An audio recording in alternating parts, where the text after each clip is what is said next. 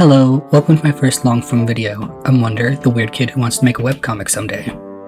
I wanted to talk to you today about the different ways I've researched and built the deities that inhabit this fictional world. For a bit of backstory, for the last 7 weeks I've been working on the groundwork for a fantasy webcomic, mainly being focused on the main gods and goddesses that make up its pantheon. For reference, here's the family tree of this pantheon. If you want to see the videos I'm talking about, where I go into depth about my creation process rather than the inspiration, I'd recommend following me on Instagram. I will be posting those videos here eventually, but Instagram will see it first. Alright, now that that's all out of the way, let's get started.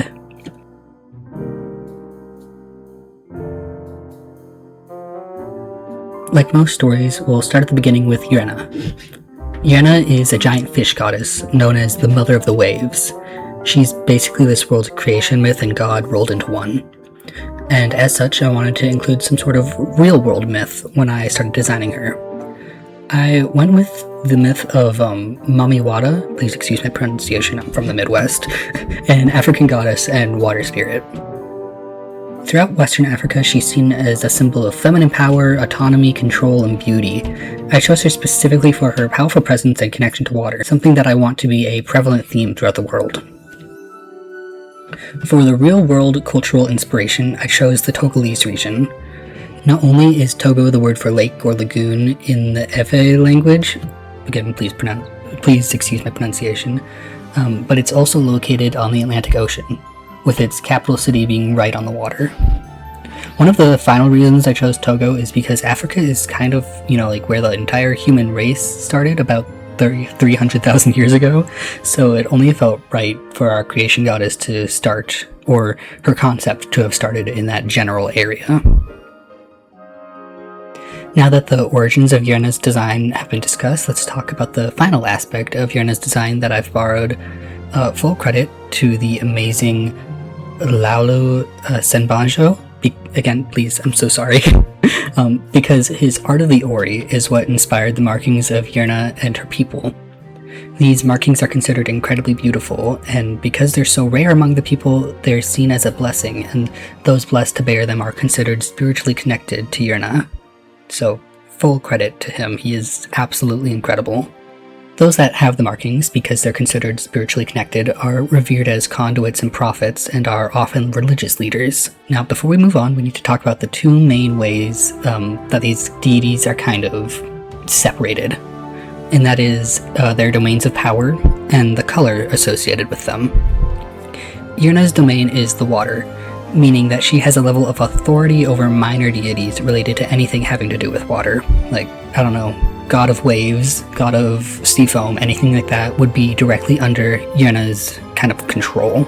Her color is green, which doesn't really have any lore reason so far, but it seemed like something fun that I decided to do early on, and it kind of just stuck. Alright, well, let's move on to Amera. Amera is Yrena's oldest and shortest child. He's loosely based off of Celtic design elements and creatures, his belt and staff resembling Celtic knots and imagery. Amera is a fairly easy character to explain and talk about. He's inspired by fairies and nymphs, creatures associated with nature, and a playful temperament, which perfectly embody what Amera is at his core. Because these are fairly common and not super niche, I'm just going to talk a bit about the details and not the background. On his belt, Amera has a symbol similar to a Celtic knot that supposedly represents luck. Don't hold that to me though, this was from some fairly base level researching. That's one of my favorite things to do with character designs though, hiding little tidbits of information in the design that, for all intents and purposes, no one else would really notice unless they were, knowledgeable on that specific thing or actively looking for it.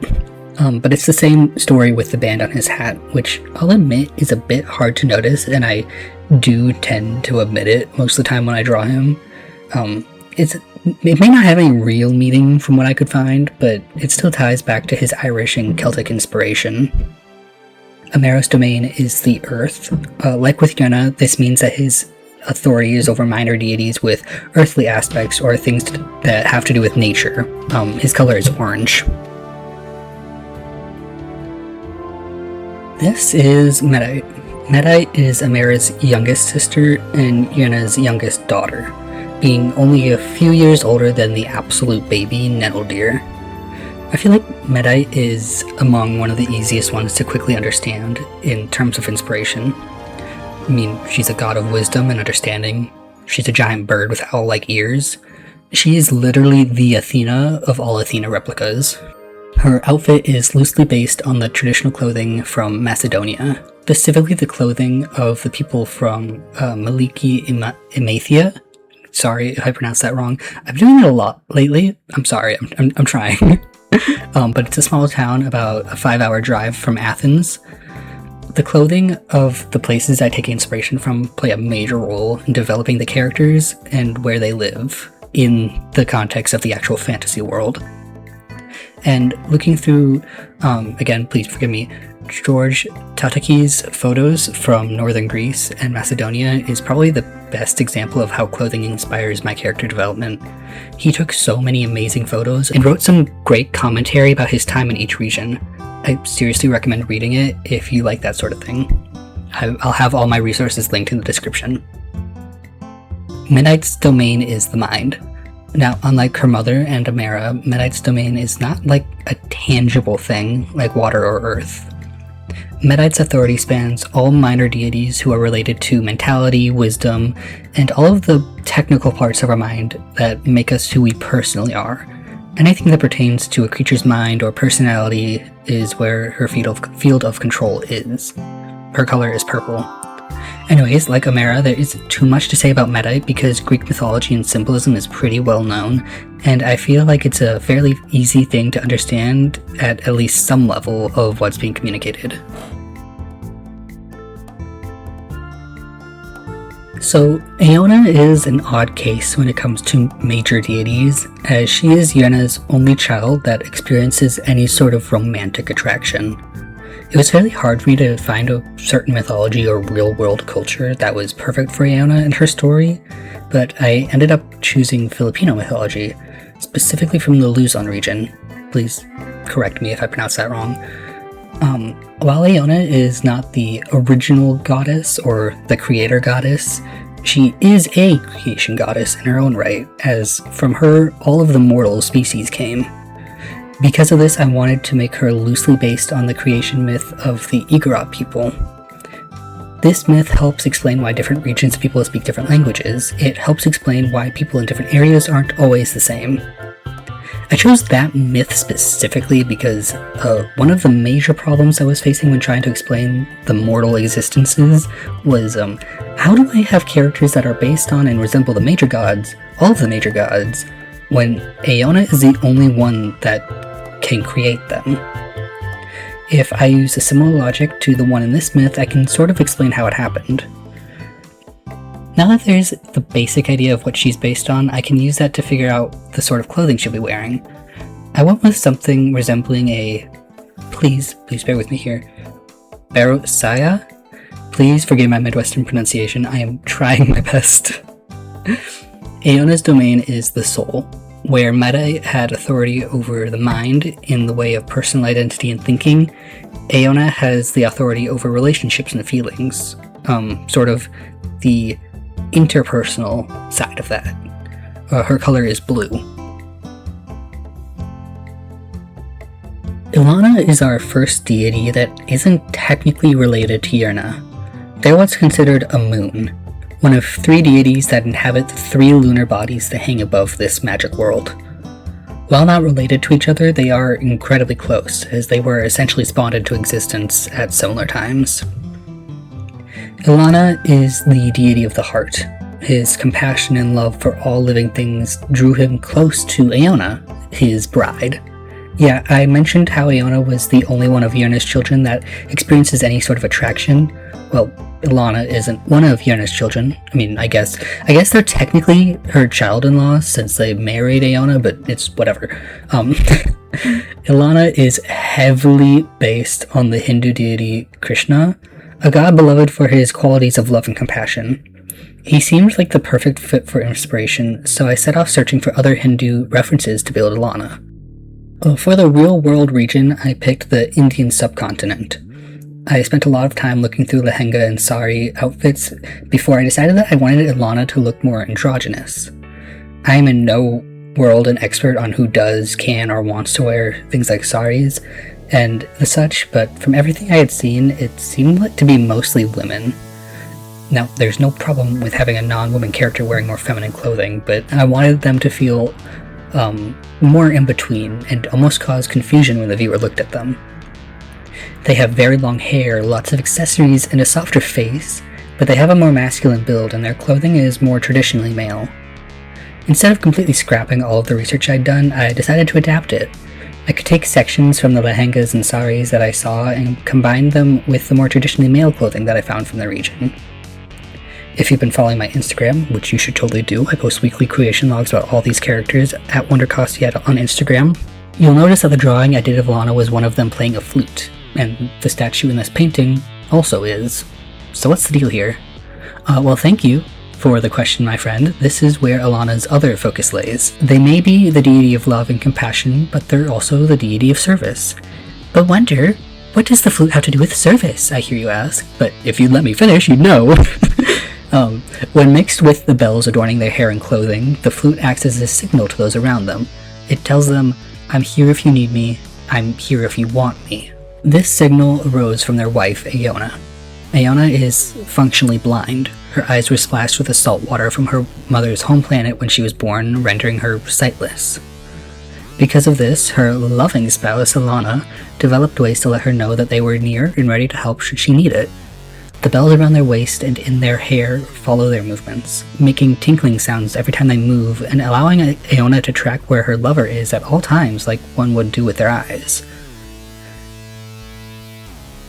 I have more that I could talk about when it comes to Ilana, but this section is already so disproportionately long compared to the others. Can you tell who my favorite is? And their color is yellow. Since we've already talked about the other two moons, I suppose it's only right that we talk about the third one. Now, for these last two, I don't have much of anything in terms of research. I kind of did it spontaneously and didn't note down any of the sources I used, so please bear with me. Ilios is loosely based off of Norse ideas, and that is mostly in the clothing. For the most part, Ilios is an entirely freeform character. I've also already talked about her in one of my previous creation logs, but let's go over some stuff here for continuity's sake. Ilios is the goddess of health, knowledge, and protection. And before you ask, don't you already have a knowledge goddess? Yes, I do. And a wisdom god, but shh. This is still a work in progress. Let me breathe. The reason Ilios is classified as a knowledge goddess is because she specifically oversees generational knowledge. Information that is passed down from parent to child, mother to daughter, mentor to mentee, and so on. Ilios is also the goddess of health and protection, which go fairly hand in hand. Her people are regarded as great healers, sending the largest percentage of students to medical school of all of the groups. I don't have much to say about Ilios since she's one of the few gods that I want to play somewhat of an active role in the story, so I'll just leave you with the fact that her color is pink and her domain is something called the Deep. More on that in a future video at some point.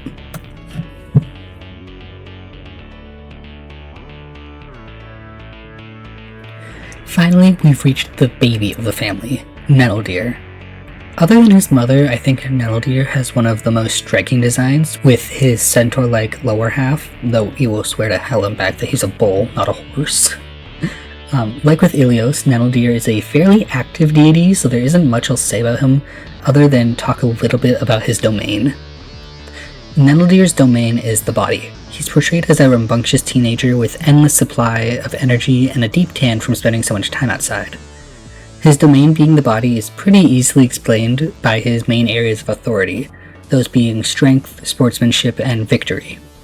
He's an incredibly competitive and athletic deity, constantly bothering the others to test their strength against his. Since I can't talk about much else in regard to Nettledeer, we'll just say that his color is red and leave it there for now.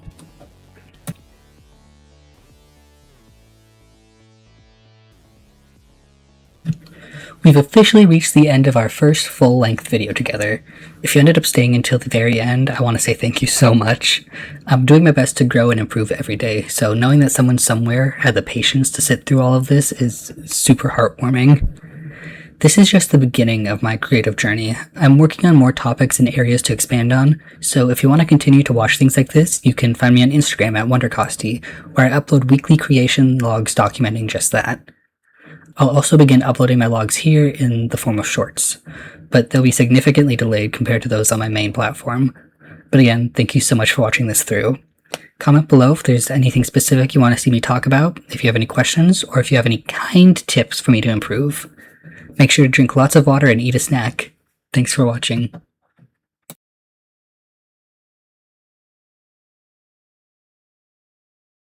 Hello.